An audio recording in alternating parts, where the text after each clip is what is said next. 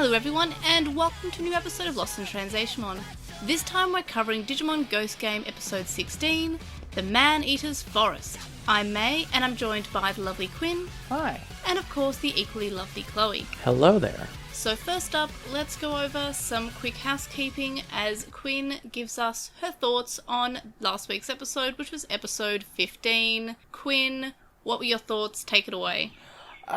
So I guess I'm not entirely sure how I feel about this one. I liked various elements of it, but it just doesn't feel like it turned into something. So going, sort of roughly chronologically, Ruri starts by putting a dim card in her product placement that does something. Possibly that's related to being able to evolve later, but it's super not mentioned. No, it's the area that the digital space that she kind of swaps to. It's different from a normal one, and that's what the dim does. It puts snow on the ground. Okay. It takes her to a different area. That we're now controlling the environment through that. I guess that's fine, but still not that interesting.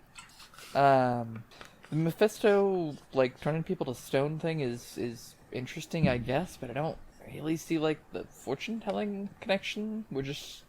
I don't know, I don't see a huge connection between, come into my shop, I will answer your fortune by torturing you and then turning you to stone. I feel like we could just skip some steps here. I think that was just to be bait for humans. Yeah. What are these humans like? Just to get them into the tent. Mm-hmm. I do want to know if everyone who goes there gets turned to stone, where the rumors are coming from. I guess people just disappearing. I guess. And then Jellymon finding the statue is how they kind of they just hear throw about out it, I guess. some of the statues for plot, to make things easier. I'm still not sure why they were going in a circle, what they were planning to accomplish if they'd, completed the circle. And also, it looked nothing like a circle. It was not not in any way look like a circle.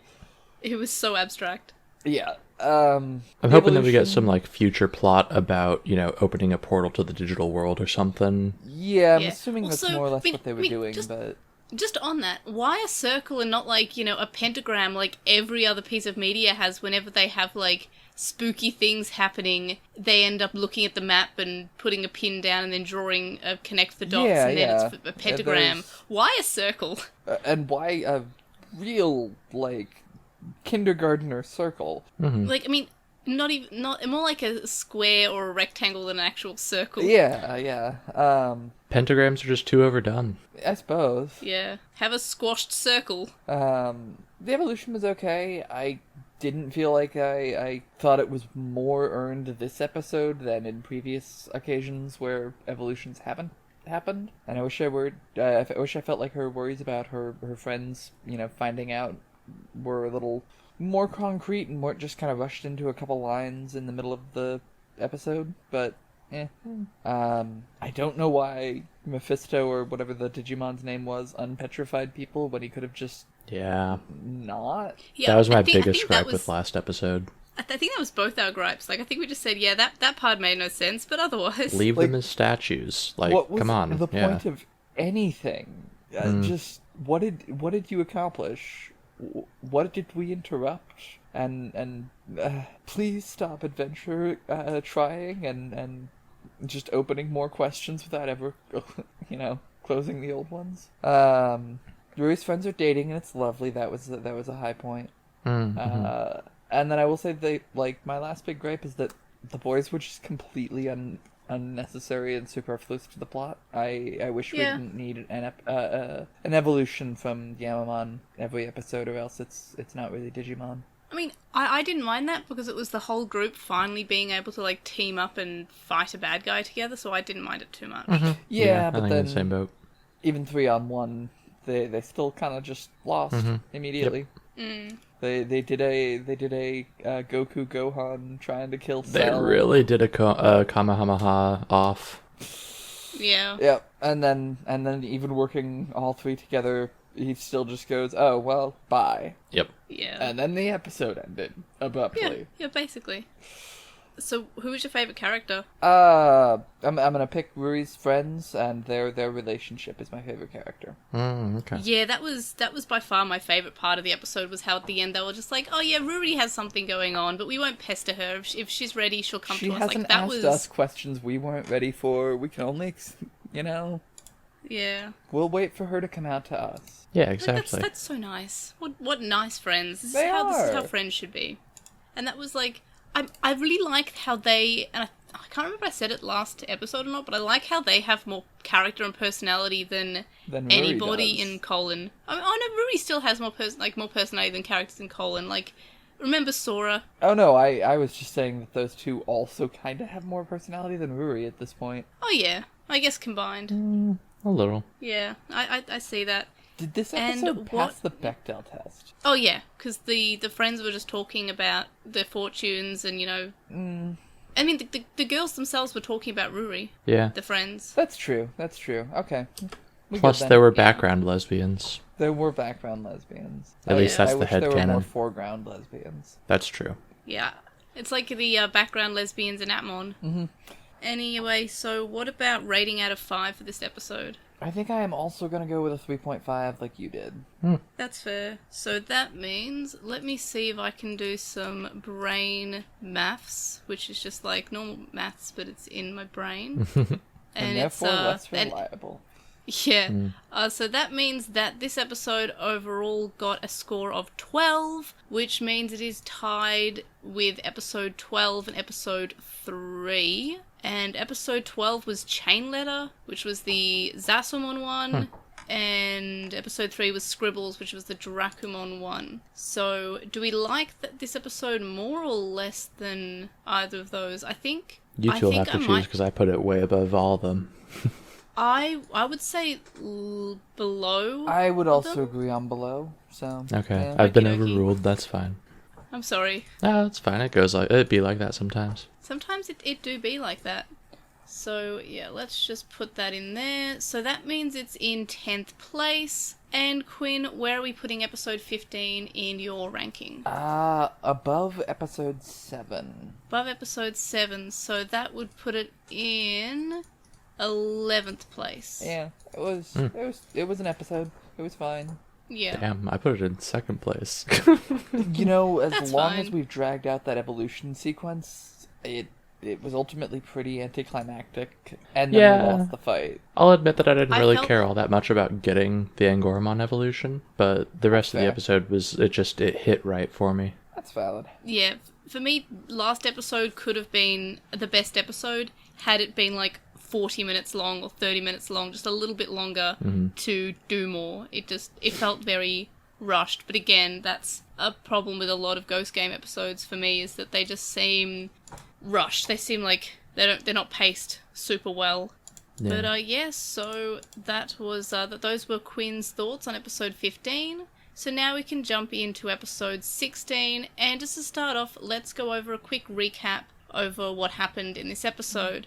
So Hiro goes camping where he and his dad used to go, and learns that the campers are being spirited away. Hiro learns that this is because a Mori Shellmon has protected the campers from being eaten by a Cherrymon. When fighting against the Cherrymon, Hiro hesitates in battle because he's worried about Gamamon killing again, and that ends up putting him in danger. But Ruri and Kiyoshiro show up, and the 3 adult-level Digimon are able to make Cherrymon retreat by chopping off one of his arms. Horrifying. So now that we've discussed last week's episode and gone over the synopsis for this week's episode, what were our highlights for episode 16? Canonically, people died. Yeah, and also it was horror. Like, But a not on tree was screen. just eating people. No, not on never Not on screen, but yeah, a good number of the people just didn't come back. People did And- canonically get et. That's Which, That's- is that a first that people have actually... it's the first Died? time it's the first time I think we've allowed there to be any long-term consequences. So yeah, Yeah, like, I think in the Mummymon episode it was just like, and everybody came back, I think. Like, I Yeah. don't they've think done they a even lot said... of, and then everybody was fine. Yeah. Yeah. The most egregious example being episode 15. Yeah. And then everyone unstatued. And then, but everyone would have had so much trauma because weren't they, like, shown, like, a terrifying fear inside and being trapped inside and, like, having almost sleep paralysis in this little statue? Like, everyone should have come back with trauma. Yeah, no, it was Yeah. very relatable, and they will have trauma. Yes. Hopefully.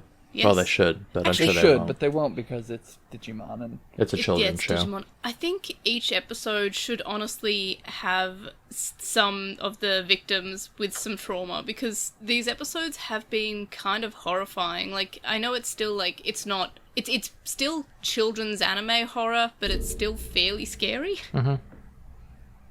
But, yeah, like, there felt like there were actual stakes in this episode, like a tree was eating people. Mm-hmm. My main highlight is that I felt like this episode was actually well paced. yeah. Like, it didn't sort of just... The battle didn't just end in 30 seconds when the other team showed up. I mean, it still ended quickly, but it took some time, and there was almost some strategy there, with Hiro remembering about how Cherrymon was talking about his tree rings, and then like, okay, let's chop off some tree arms, which makes sense. And it felt like it was actually well paced. They kind of told a story. I really liked how they actually not only addressed that Gamamon can evolve into an evil Digimon and seem to enjoy killing. We also had a flashback of Hiro talking to the others about how he's got multiple evolutions and everyone else only has the one. I'm glad they addressed that. I just appreciated it. Yeah, I actually specifically wrote down that I liked the... actually, now that I look at them, most of my highlights, I think, are actually related to how Hiro acted this episode. Mm-hmm. Yeah, Hiro was good this episode. Yeah. This is a good He got main a lot of character. depth as a tree. Yeah, but I liked that, like, you know, he counted Gulus Gamamon as an Evo, and, like, he isn't just trying to pretend like it didn't happen, like the other two kind of seemed to be. So I'm looking forward to potentially Hiro and Gulus Gamamon potentially, like, working together in the future. That'd be neat. Yeah. I might stop a little shy of saying I liked it, but I thought it was kind of an interesting choice to have had a kind of morally ambiguous helper Digimon this week. Because he was like, he was you know... neutral. He was like, yeah, this is my forest, and you can either help me, or I'll put you to sleep too, you know? Instead of just being like, oh, I am here to help the good guys, or I am here to hurt the good guys. He's just here like, no, I'm just trying to live. I'm just trying to chill on my mountain. Yeah. Well, he was almost to blame for the disappearances, because even though he was protecting them from being eaten... totally was to blame for many of the disappearances. Yeah. Yeah, exactly. Like, he could have put just, them like... sleep in a fog. Exactly. And I also liked And, that Hiro himself still seems to have, like, some unresolved trauma regarding Bokemon's death, because I feel like everyone else just kind of, like, got over it pretty quickly. Like, I'm sure part of that can be chalked up to trying to skirt the issue around Gamamon to avoid, you know, triggering another Gulus Gamamon appearance, but, like, even when we had that flashback, and, or, you know, even when Ruri and Kyushiro are on their own, they don't really seem like they're in any sort of particular funk or are particularly torn up about Bokemon's death anymore, even though it was just, you know, 2 weeks ago or whatever. Yeah. We've really just moved straight past that. It was a very quick moment, but I was really interested in, and I guess I'd call it a highlight, when he's talking to the two people at the trail entrance or whatever, and they're like, oh, hey, where's your dad? And he's like, oh, well, you know, I'm in middle school, rather than, you know, I don't actually have any parents. Yeah. Really? I put that as a low light. See, I think that's an interesting choice, because, like, he's clearly in denial and very much going through a dad's at a farm upstate. Definitely not dead. He looked uncomfortable about it. Like, Did he looked he? uncomfortable to be asked. Yeah. He looked like he was kind of like, oh, well, you know, I'm 14 now. I can take myself camping. He looked like troubled. And I can't. It was very really sort of. hoping they didn't ask any more questions about his dad, because holy crap, can you not answer any of those questions without sounding nuts? Yeah, like, oh, he's actually in the digital world camping at the moment in a desert, I think. He went out for a pack of cigarettes, but occasionally sends me hologram recordings of him in another world, so it's fine. So I was Yeah. actually just at that part in the on my playback here, and he's smiling the entire time, and it's not even a particularly strange smile. The only thing I could really see coming across as, like, uncomfortable about it is the fact that he puts his hand up, like, and, like, scratches near his eye. I don't know. Yeah, I didn't get the vibe that he was torn up about his dad being missing, and that kind of actually bugged me. I read it as like a very like subtle hint of discomfort. Like it was kind of like an uncomfortable smile. Like his eyes were kind of like They definitely a could have little played bit. it up a little more to be emotionally expressive. Well, but Yeah, but I liked that it was subtle. Like it felt like he was just trying to hide the fact he was uncomfortable, but it was still subtle enough. Like I kind of liked it. It seemed I don't know. It was nice to see him be uncomfortable. It's nice to have characters with personality, but that's just how I read the scene. Mm-hmm. I have another highlight, and it probably means nothing to either of you, but Maurice Shellmon is obviously a variant of Shellmon that lives in the forest instead of in the water. And this Digimon has been around since Digimon World in 1999. So big fan of them again reusing a Digimon that they haven't really shown much for a while, and it was only recently added to this kind of like online documentation official writing of Digimon stuff called the Digimon Reference Book, and it was recently added in 2021. So it made me look at all the other Digimon that have been recently added to see if I can find any other Digimon that might be showing up in upcoming episodes, because they're just been randomly added despite not really being shown in the franchise that much for 2 decades. So big fan of Maurice Shellmon showing up. Like that's just, I appreciate that, and it's nice to show off Digimon, even though it's only like a slightly color changed version of Shellmon. It is still nice that they are remembering all these old Digimon designs that they haven't touched for years. Like a big fan of that. Always big fan. Fair enough. Yeah, they've definitely made an effort on that front this episode, and that's been good. Right, this season, I know what I'm trying to say. Yeah, I mean, even Colin had that little bit that Digimon that hadn't really been in the anime much got to have appearances. Like, it's good that they're doing that in the anime, and that was probably my favourite thing about Adventure Colon, is that, you know, we had Burpmon, we had various Digimon who haven't really shown up before. Like, I really appreciate that. Any more I don't think I have any highlights, though. Yeah, I don't think I have any more highlights. I was just gonna say that, like, the animation of the last bit of the battle seemed really good. It felt like way more fluid than the rest of the episode, but the downside to that is that the rest of the episode kind of looked bad in comparison. Yeah, I mean, I guess sort of semi-segueing into the lowlights is my main lowlight was, like, I guess one of my lowlights was the animation felt like a step down, considering last episode was pretty beautiful. And I mean, this episode still had a nice use of like colors and lights. Like it's all like sunny when they're outside camping, but as soon as you go into the forest, it's all foggy.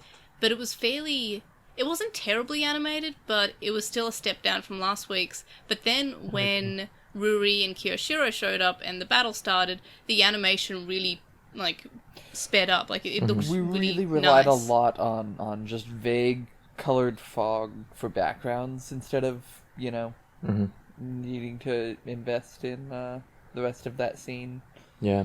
Oh, and maybe it's just because I've been playing Fire Emblem literally all day, but some of the visual effects this episode just like straight up hurt my eyes to watch.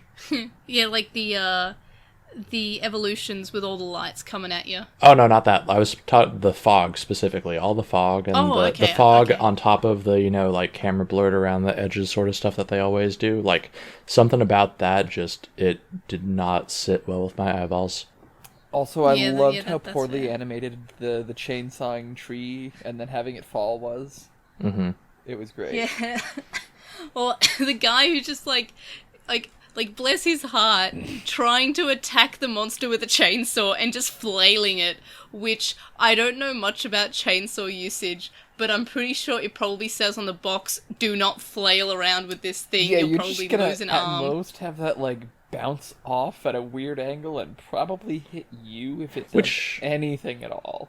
And to be fair, it did bounce off at a weird angle. I kind of respected that. There's not like, this is not a chainsaw that is made up of, like, you know, diamond on the edges. Way up high, but... Yeah.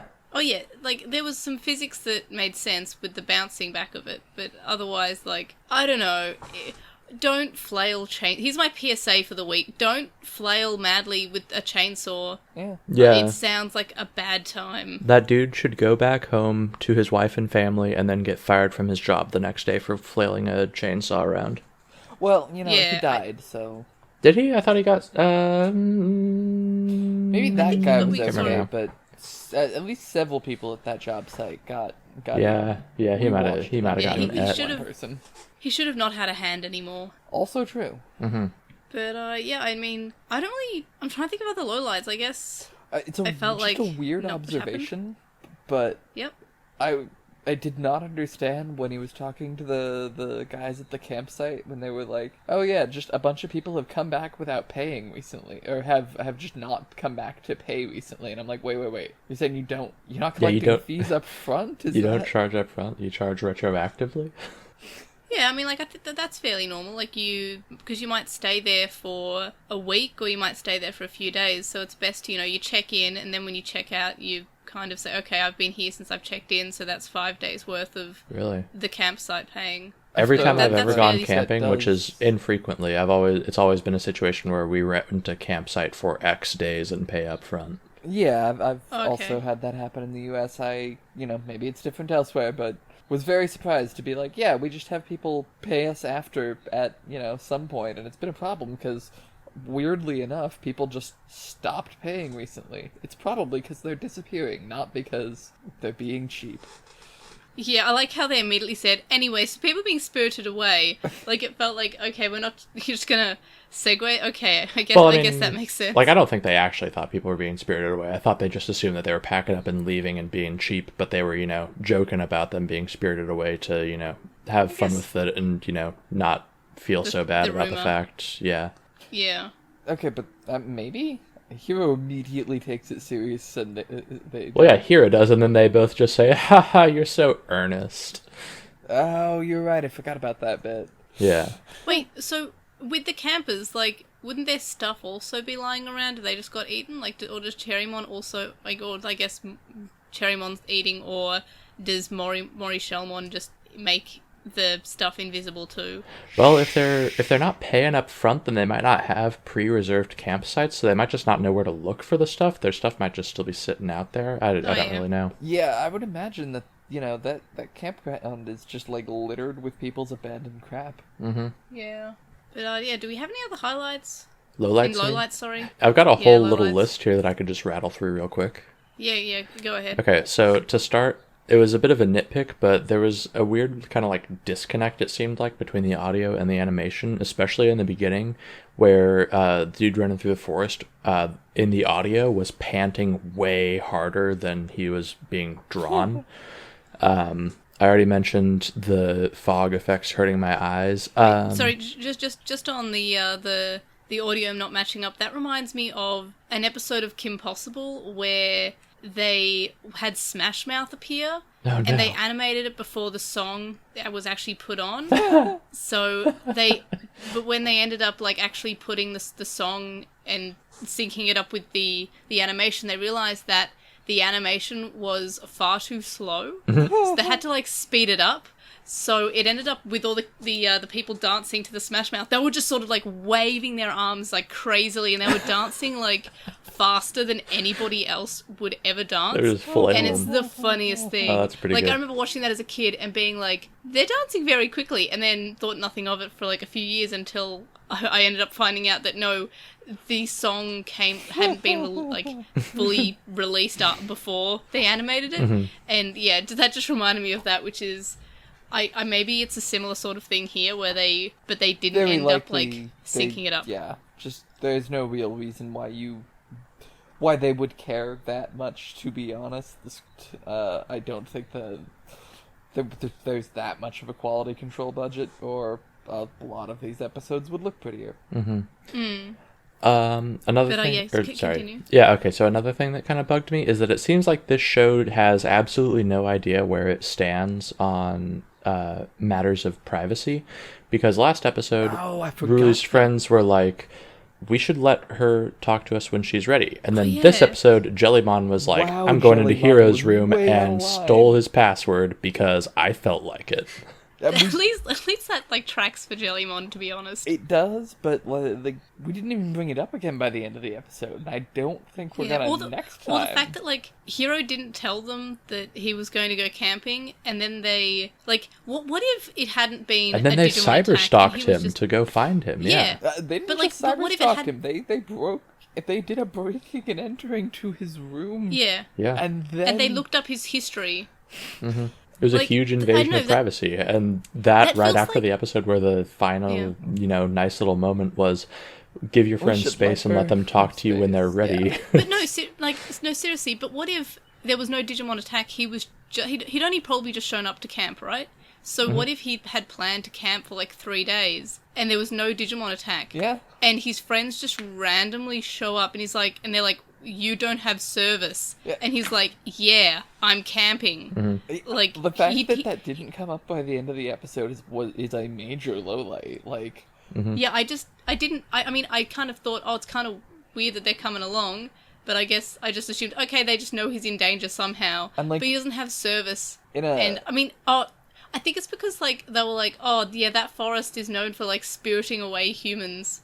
But it gave them the flimsy pretext they needed to go invade his privacy and show up, you know, in real life right in front of him when he was kind of trying to make a point of getting, away for the weekend or whatever. Yeah. Unplugging.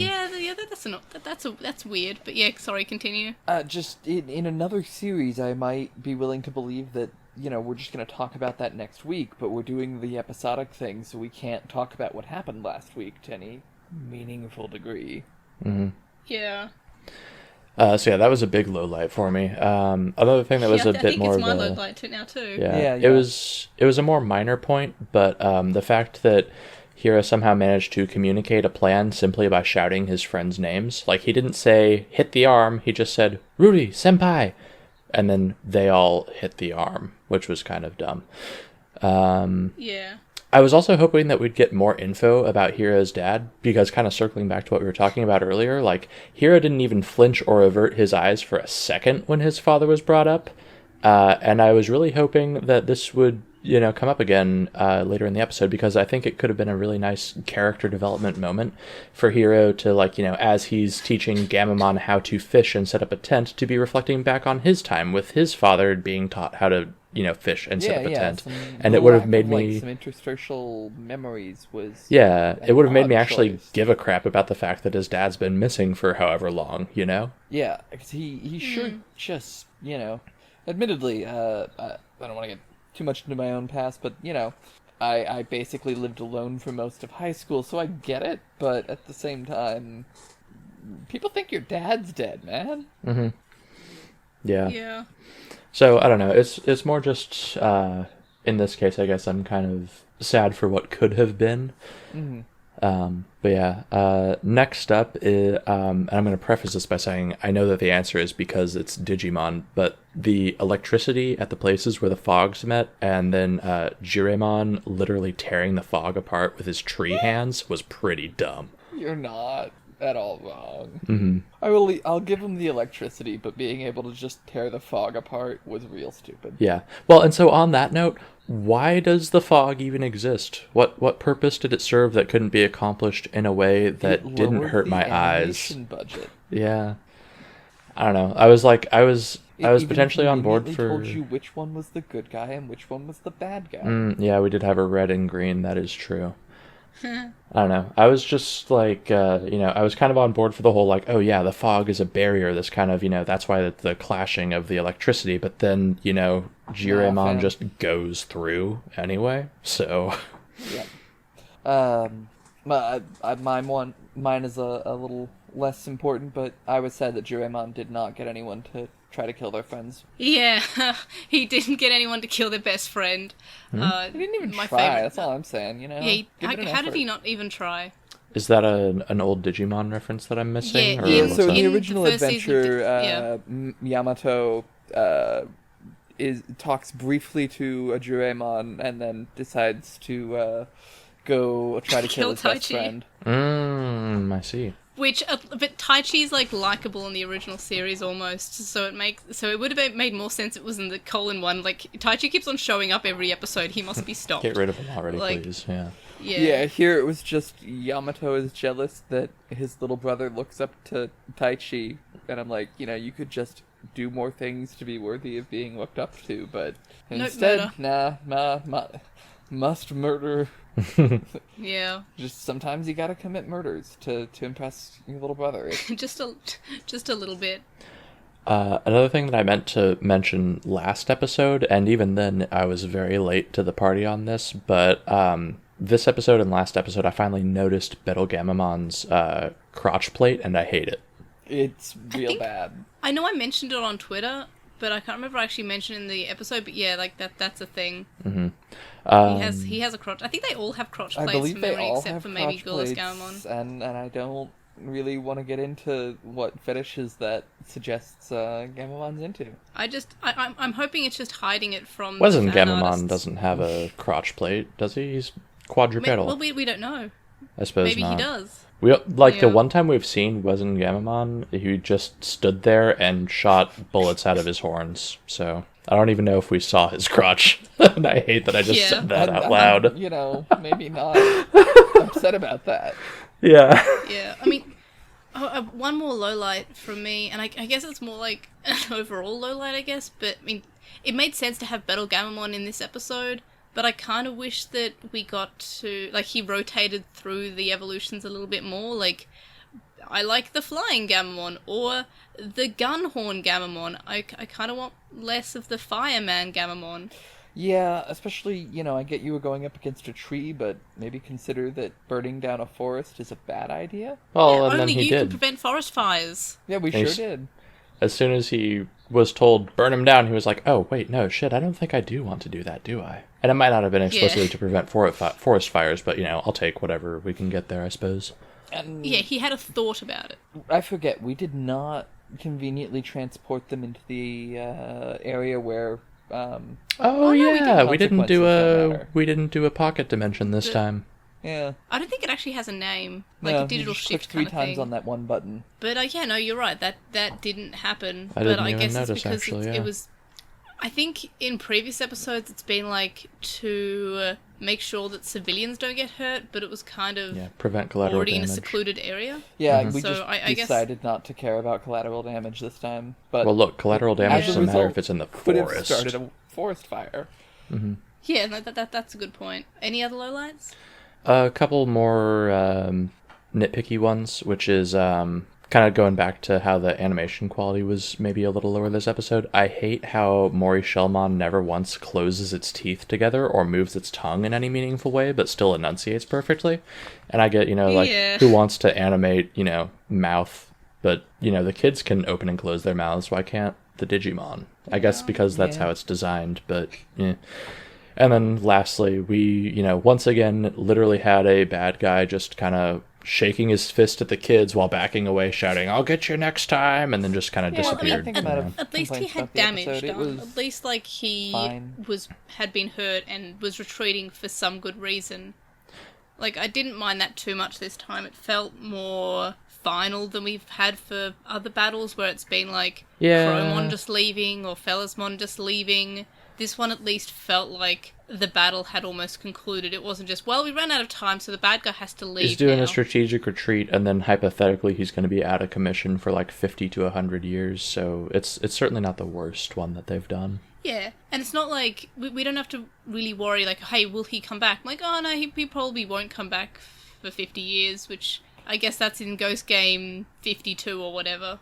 Mm-hmm. Yeah, or, he's obviously going to come back in 6 episodes and we're going to be utterly shocked because somehow he gained more power too rapidly and his level's over 9,000 or some such. Mm-hmm. Maybe. So, favourite character? Who were our favourite characters this week? I chose Hero, but almost chose Mori-Shellmon. What about y'all? Who did y'all pick? Chloe? I also chose Hero, just because he had emotions and, kind of acted like a human this episode, largely. Yep. Aside from the few points that I mentioned earlier where I still am not convinced that he reacted appropriately to the mention of his absentee father. Definitely should have been a little more about it, or at the very least, had an internal monologue in the following scene. Yeah. They could have even just had him, like kind of shift his eyes for a second and then look back, and I would have been happier with it. But he maintained eye contact the entire time and didn't even flinch. You're not wrong. I want to That's believe that he looks a little uncomfortable, but they definitely could have telegraphed that to a greater extent without it being too much. But yeah. Yeah. Quinn, who's your favorite? I nearly gave an inanimate concept, but I am also going to go ahead and give it to Hero. Ooh, we got a consensus. That doesn't happen too often. Except when it's Ruri. Yeah. Actually, no, I don't think we've actually... We jellymoned on Kiyoshiro. episode 5. Yeah, and also Kiyoshiro in episode 1. Mm-hmm. Okay, we've never actually all picked Ruri. We've only picked Kiyoshiro and Jellymon as a consensus, and Hero now. I remember... Jellymon's my least favorite this week, and that kind of sucks. Yeah. Do better. Yeah, well, she was a little bit terrible, just committing a crime. Mm-hmm. For what it's worth, though, Era, I do remember in the early episodes, Quinn and I both picking Ruri, and you deliberately picking someone else, so that we didn't all pick Ruri. Yeah. Actually, I don't think that's necessarily in early episodes. I think I'm looking at when y'all both picked Ruri for episode 11, and I picked Angoramon. But yeah, that was because. But episodes 2 and 3, yeah. Yeah, it's just well, y'all are picking Ruri, so I'll pick someone else. But no, we're all saying Hero for our our favorite character. And what about our ratings out of 5? I gave this episode a 3. I liked it less than last week, but I didn't hate this episode. But nothing much really happened in it. I'm just glad that they addressed some things, like they have Hero thinking about Gamamon's evolutions. We have them talking about how Gamamon's got more evolutions than anyone else. I'm glad that there seems to be some discussion happening about that. I'm glad that we're not just forgetting about Gamamon having all these evolutions and also an evil one. But overall, this episode was kind of bland. It's like when you go to drink Sprite, but it's not actually Sprite. It's just tonic water or just mineral water. Sierra Mist. Yeah, it's still analogy. Something. You're still drinking something, and so you're like, okay, this isn't too bad, I'll still finish it. But it's but it could have been something a little bit more. And I feel like, that's... It's like when you go to drink something and you think it's Sprite, but then it's LaCroix. Yeah. That'd be pretty disappointing. That's sort of... Yeah. Yeah, that's fair. But so I gave it a 3. Chloe, what are we giving it out of 5? I'm also giving it a 3. I was going back and looking through my ratings here and trying to see what the lower ones I'd given so far have been, and it looks like I gave a couple 2s and a 2.5, and I do think I like this better than episode 14, which is the one I gave a 2.5. And I haven't given just a plain old 3, so I think I'll give this one a 3. Okay, that is fair. And Quinn, what are you giving it out of 5? Give me a moment here. I'm trying to decide whether or not I liked it more or less than episode 6. But I think I'm going to give it a 2.5. Okie dokie. So that means that our overall ranking is 8.5, which I'm so happy it is a unique rating. Mm-hmm. So that means that we liked this episode overall more than episode 14, and which was an 8 for all of us, and less than episode 10, which was a 9. So let's find where I put episode 14. This means that this episode is in 14th place, just above episode 14, Zashiki Watashi, which was the Grandma and Monkey episode. And bottom place is The Cursed Song, which was the karaoke with Sirenmon episode. Mm-hmm. So that's our overall ranking. What about our individual rankings? I put this one in 13th place, so just below last week's episode, and above episode 14, episode 7, which is Bird, and episode 6, which is also in my last place. So yeah, it's hanging out fourth from the bottom for me, which I feel like is a fair place for it to go. Mm-hmm. I liked last week's episode more, and I kind of graded this week's episode based on last week's episode because I liked it a little bit less. So Chloe, where are we putting it in your ranking? So 3 was also a unique ranking in my listing, so it puts it right above episode 14, fourth from the bottom. So above episode 14... Which is 13th place, I think. Yeah, that's also 13th place. Mm-hmm. So yeah, we both put in 13th place. And Quinn? Let's see here. I believe I'm going to put it third from the bottom, so above Cursed Song and Game of Death. So that is in 14th place. That is fair. So we're pretty much like all more or less agreeing on this week's episode. Yeah, there was potential, but I'm just not that impressed by the execution. I'm surprised, Quinn, that you liked this one less than the one where Grandma went to a farm upstate. Yeah, now that you mention it, I went back and forth, and I might go ahead and actually lower that down one more.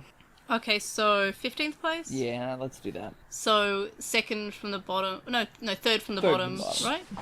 Yeah, so just above Game of Death and the Cursed Song. Okay. That's not the direction I expected you to move it. Well, I thought did you say wait, which... You liked you liked this one less than the one where Grandma went upstate? Oh, more. Did she say more? I got, I think, confused by myself, so just gonna go back to what I originally said and leave things alone. Okay, fair enough. Okay, that is fair, because we all got confused. So that is in 13th place then. Okay. Cool. So that is more than less than the Grandma went upstate one. Okay, I'm just keeping it in 13th place, because I think we're all... I am sufficiently Some things confused. happen. Our brains are slowly being spirited away by the Mori Shellmon.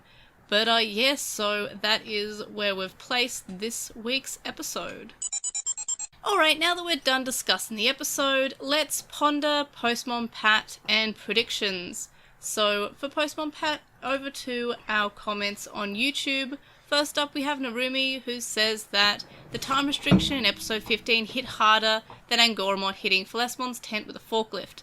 They liked the episode a lot, after watching more than one to understand what caused Angoramon's evolution. The horror at the beginning felt like a horror movie, but there was not enough to develop the other parts of the episode. There was a brief time that Angoramon says he trusted Ruri would protect her friends, and I guess he meant that she would do the right thing even if she would have to keep a secret about the Digimon from them. Something that she doesn't like. So with this trust and the will of protecting her friends was what made Angoramon evolve. It felt kind of special that he started glowing, because for the other children, their Digivice V is shown with a full bar before the evolution starts. And yeah, that's a point, like, Angoramon just starts glowing, so it did feel like it was more than just the other children. I didn't really make the connection, so I'm glad that they've pointed that out. Next, they say that what bothered them in the episode was that neither Hiro or Kiyoshiro acknowledged that Angoramon evolved, but that was because the episode was ending. I feel like most of the evolutions in a lot of Ghost Game, it's just been, that they just don't acknowledge that there's been an evolution that take place. They've just kind of shrugged it off, and not until next week. I think that's also kind of happened in Digimon a bit before. Like they'll either say, "Oh, so this is Gamamon" or whatever, but they talk about consequences that's the point. at the beginning of the next episode because we don't know how to do pacing. Yeah. Yeah. So they finished off to say that they give the episode a 4.5 out of 5. The episode has a nice parallel to episode 11, like that we said. And it was a nice touch to show Rui's character development, and they have high hopes that Felesmon will return in the future when the Chosen Children's Digimon reach the perfect level, or are in this phase of the show. Felesmon is a good candidate for first villain, and he didn't need to keep the humans as statues because he wanted to materialize his minions with fear and turn those people into statues for sadistic motives. Next, we have Danny, who says that Gamamon was so cute when he was pulling the sleigh like a little reindeer. That was their favourite part of the episode. Good. Yeah, I agree. That was really cute. And they also said that they liked how all three champion level Digimon are fighting together. And yeah, I agree. It is nice seeing the characters battle together, because we've kind of not really had that, because Angoramon's taken his own sweet time to evolve. Next, we have Ponchomon, who says that their current hopes that happen in episode 15, that we get some more growth in episode 15. I've just completely lost my brain, by the way. It's really warm in here.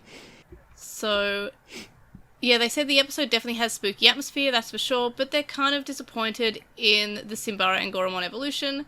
He looks cool, and it's nice to finally have him, but it's winding up like this that makes them wonder why exactly he was saved at first.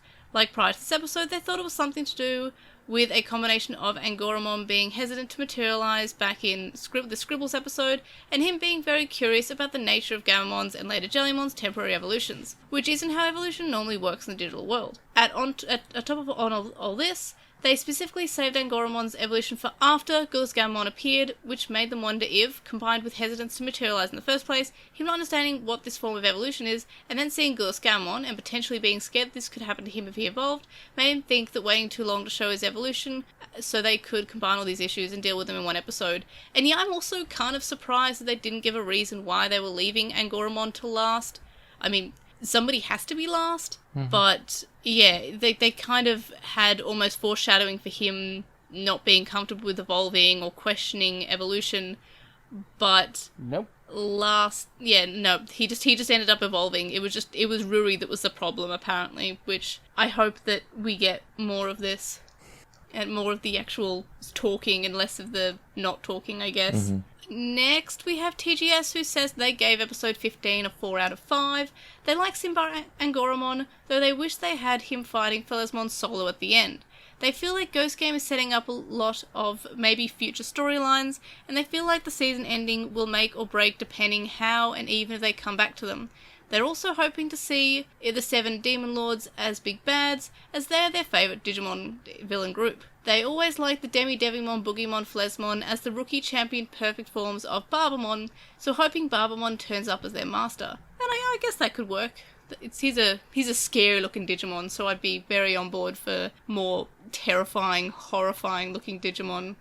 Next, we have Neobu, who says they like the episode, but they're really starting to feel like Ghost Game would benefit from more foreshadowing and teasing. Little hints that big bads are doing things could be great to keep the feeling that things are happening, even in the slower episodes. Imagining post-Chromon episode we just saw Sealsmon kill Chromon from off-screen to build that tension for when he showed up. And they could have done more, especially because we know that Chromon's still flying around and probably is still not okay with humans having pet birds, I guess. I didn't really feel like he saw the error of his ways or what have you, so I guess that might be still happening. So yeah, it would have been good to kind of go back to that, and I keep on forgetting Chromon existed because he just kind of flew off and left. Sure did. Next we have Geozaga, who says that they think the reason why Phelosmon just released the people he turned to stone had to do with the fact that he's a demon and didn't want to fight. Demons and devils usually are depicted as bounded by rules, whether from contracts or hierarchy, and will follow these rules up to the most limit, and will find a way to screw over others using these rules. He doesn't lie about things like this, just forcefully makes what he says the truth. So, because of how he originally made a promise of fortune he didn't get, and he released as a compensation fortune. He also knew that because if he didn't, the Tamers would continue to hunt him down to free those that he turned to stone, and he says that he wouldn't win it easily, meaning that he could lose if he fought the group, or win, but not without injury. He doesn't want to fight and defeat them, that's not his goal. He knows that he not only could lose, but even if he did, he'd win the fight. Many Boogimon will be hurt or potentially killed in the battle with them. That's an interesting point there about how he is bound by a contract, and because he didn't give a fortune to the kids, he had to give something up. And I didn't really think about that, but now I'm kind of more okay with him doing that now. I mean, I suppose there's something to it, because as far as like having to follow a contract or a set of rules, because he did wait to turn everyone to stone until they, begged for a solution that could technically be, a wish could be granted, grant their wish by turning them to stone, make this scary thing stop happening. Okay, now you can't feel anything. But if that is the case, I wish they'd been more... I wish you'd tell me about it and exactly. Just kind of vaguely imply it, and then I shall leave for no reason. Basically. Yeah. I think I even said the exact same thing last week. Yeah, I think you did. Quoted the same episode of Futurama. Always. I feel like that episode of Futurama gets quoted It's a often really in my good life. episode of Futurama. It's a good one. Brady a bit better at cognitive faculties. Anyway, next we have Pastelmon, who says, are they the only one that feels like Jellymon is getting more and more scared? it's like she's spending all this time with Kyo and is getting more like him a little bit. Maybe it was nothing, but they feel like the first time that we see her, she doesn't really care much about humans, but she definitely was scared this time, and that's a point. Like, she is seemingly more scared, whether or not that's just she's fearful depending on how the writers see fit, or if there's an actual reason for that. Mm-hmm. I hope there's a reason for that, because otherwise it's just, they're making her, like, at the start she's fairly brave, which is the good contrast between her and her human partner, but when she was scared of the Zasumon because they were eating things that were water, and sense. She looks like water, that made sense, but yeah, that's a point, like, she does just put her tentacle in a statue and she freaks out, like... It's pretty odd. I mean, I guess that is... And it is odd thing. Between that and now just... Oh yeah, I don't know what a privacy is. I'm a little less into Jellymon than I used to be. Still, which is sad, because I do like really Jellymon. Into Jellymon, but I hope that we're not just going to go with, Yeah, it's I hope quirky she has... how she invades everyone's privacy. Yeah, I hope she has the learns to respect boundaries arc later on. Yeah, as opposed to just not being like other girls. Mm-hmm. Yeah.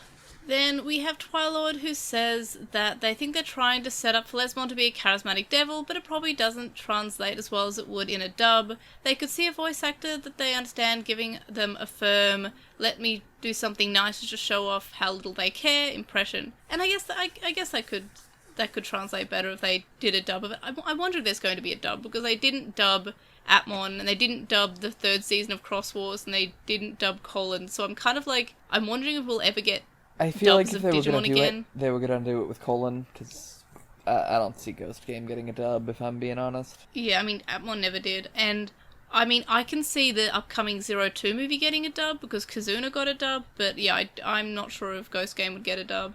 And I feel like if Colin was going to get a dub, it would have had a dub by now, and My friend Anthony was joking on Twitter about writing a dub-style script for some of the last few episodes, and I would really like to see that happen at some point. Yeah.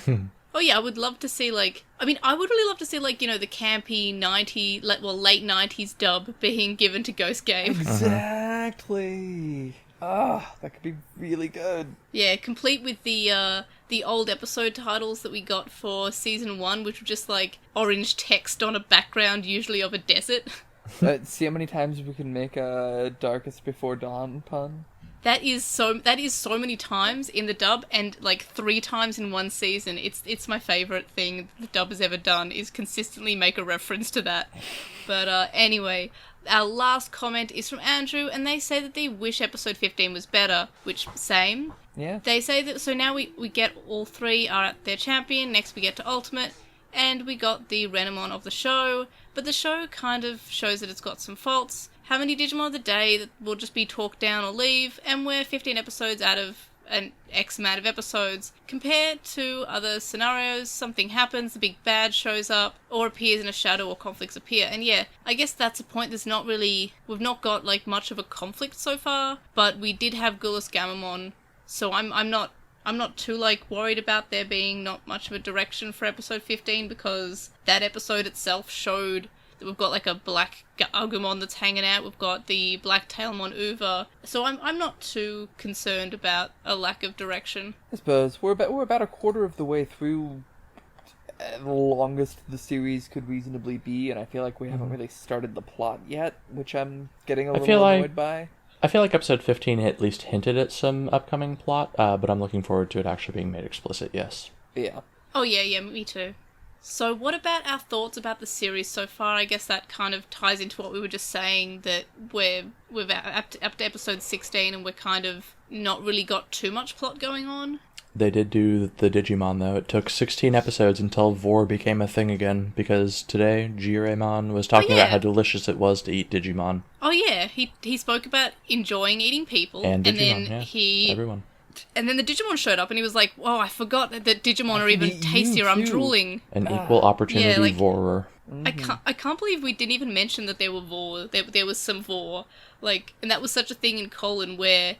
at this point, it became blasé. Like... We've had to move on to harder fetishes. Yeah, like, I noticed it, but I couldn't quite qualify it as a low light or a highlight, so I just kind of left it in for my miscellaneous thoughts at the end. That's fair. But I'm glad that we're back to vore, and it does sort of add in some aspects of horror. Like, I don't know, this was a scary episode, and I'm glad that we haven't shied away from doing scary stuff. Like, I know we've done a few episodes that haven't been super scary, but this one was actually kind of scary. We're in like a haunted forest with the trees with faces and a man flailing around with a chainsaw. Yeah, it happened. I'm glad that we're still a horror anime. I'm glad that it hasn't softened up at all, and I'm also looking forward to, I mean, hopefully something coming from how Maurice Shelmon was like, hey, toughen up, kid, to Hero, because Hero was kind of like, oh, I don't know what to do, and he's like, come on, it's like, act or die. I hope something kind of comes from that the kids are being a little bit soft at the moment, and I'm hoping that goes somewhere. Yeah, I guess actually retroactively, well, not retroactively, but I was kind of surprised that Hero's indecision didn't end up causing Betelgeuse to, like, really devolve or anything, you know? Yeah. I mean, I guess the other characters did show up, so that could be they saved him, which is good. Yeah.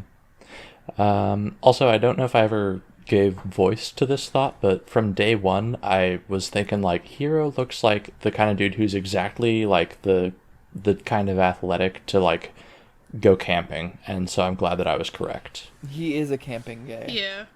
I like that. I love camping. I haven't gone camping since before COVID, and I want to go back camping again. I haven't had my haircut since before COVID, and I would like to get a haircut again. Oh gosh, wow. Yeah, me too. Oh, also, I do like how when they were setting up the tent, Hero was like, hey, Gamamon, could you help me with this? And then Gamamon proceeds to not lift a single finger to help and just runs around like the toddler that he is. Yeah. Yeah. I like that character. They're not, like, stopping on that character. They're really going into it. They're not just having him randomly not have the personality and randomly have him be normal. Like, they're keeping him at that. I'm kind of glad about that. I just noticed a weird little plot inconsistency. So they don't know that he went camping, but they do know what his tent looks like and where his campsite is. Shh. I mean, I guess you're not they know supposed to think of these that he things. reserved the campsite, but still. If he reserved the campsite, I'm still very unclear on how all that works. We saw the email where he reserved. Oh, yeah. Okay, so if he's reserving a campsite, then why are they paying afterwards? Ugh, that's so weird. There are so many questions. Anyway. Do we have any other thoughts about the series so far?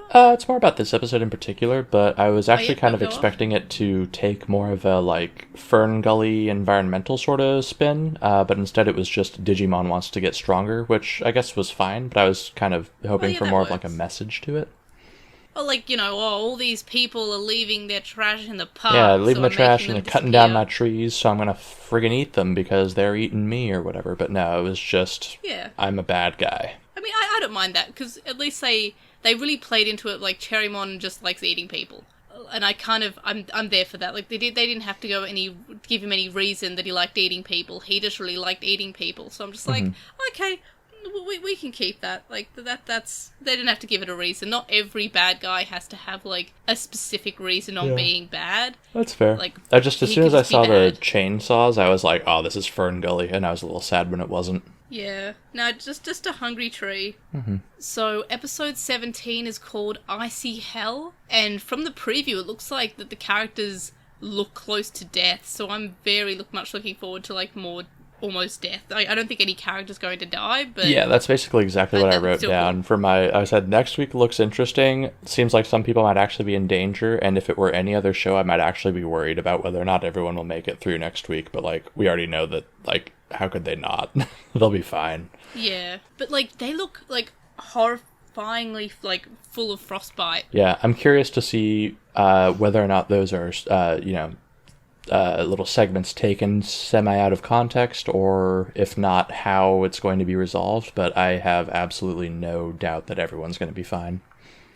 I wonder if Black Agumon will show up and rescue them. Like, if they're all about to die and then they get saved by, like, Black Agumon, who then leaves. Oh no, please don't let Shellymon turn out to be Leomon. No, I don't think we're going to kill a main character in episode 16. No, but I could see it happening by the end of the series, potentially, especially if we bring on a Drury-esque 4th Ranger to, then redshirt. Oh, yeah. I would, if one character's gonna, one of the Digimon partners is gonna die, I don't know why, I would just expect it to be Angoramon, I don't know why. Angoramon has big redshirt vibes, but I feel like they'd He's go the with mature Jellymon one, for a twist. Hang on, let me look at the... You gotta get rid of the mature one so that bracelet. everyone else feels uncomfortable and like they don't have a leader or whatever, Yeah. Well, that was the thing with Leomon always dying. Hang on, I'm just going to check out the Angoramon evolution chart for the Angoramon dim, because... okay, I am right with this. I just want to confirm it. Angoramon evolves into Leomon in the on the vital bracelet. Oh no. Confirmed red shirt. Angoramon's evolutions are Simbar Angoramon, which we already know, and these are his adult level evolutions, so it's not a spoiler or anything, they're just on the vital bracelet. And then Leomon, and then Komodamon, who was their transporting colon, and then Porcupamon, who was like a little horrifying hellbeast porcupine teddy bear abomination monster. Which I will send a picture of, so y'all can see this horrific abomination. But so Angoramon does in fact evolve into Leomon. Oh, well. Alright, I guess we know where that's going. Canonically, or just on the dim? do they put stuff on there? It does. Well, that is his evolution, one of his possible evolutions to adult. And that's not on just the like filler because that hasn't been in the anime yet? No. It's not guaranteed to be in the anime, but it is on the vital bracelet as an evolution choice. Yeah, so he could do a die, out of all of them. It could have just been they picked Leomon because it looked a little bit like it could have been evolved from Angoramon. That's more likely. Same with his other evolutions. This Leomon looks like he's already been killed once. Oh, no, the one I sent you that's not Leomon. He evolves into standard Leomon. The one I sent you is another one of his evolutions called Porcumon. Oh, okay. Or Porcupimon.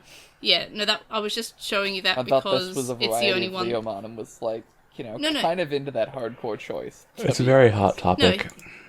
He just evolves into standard Leomon that is just the standard Leomon, the one that we've seen before, the Leomon. That is a weird choice. Mm-hmm. But his evolutions, Simbara Angoramon, Leomon, Komodamon, and Porcupamon. So, that's...